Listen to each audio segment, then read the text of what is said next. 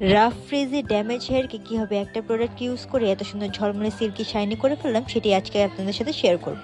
অন্য কিছুই না, আজকে আমরা কথা বলবো এই ভাইরাল কোটা হেয়ার মাস্কটা নিয়ে, যেটা কিনা আপনারা স্ক্রিনে দেওয়া ফেসবুক পেজটাতে পেয়ে যাবেন। সিকনেসের কারণে হেয়ারের যত্ন না নিতে পারায় আমার চুল অনেকটাই ড্যামেজ অ্যান্ড ফ্রিজি হয়ে গিয়েছিল।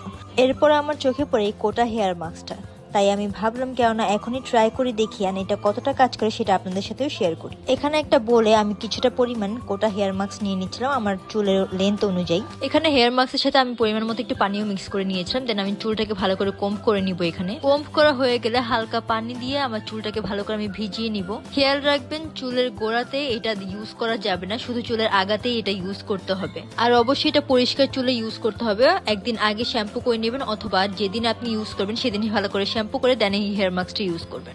চুলটাকে সেকশন সেকশন করে এই হেয়ার মাস্কটা ইউজ করতে হবে। এন্ড মেক শিওর আপনারা চুলের আগাতেই এটা ইউজ করবেন, গোড়া এটা ইউজ করা যাবে না। আমি এখানে অল্প অল্প প্রোডাক্ট নিয়ে আমার চুলে ভালো করে অ্যাপ্লাই করে নিচ্ছি।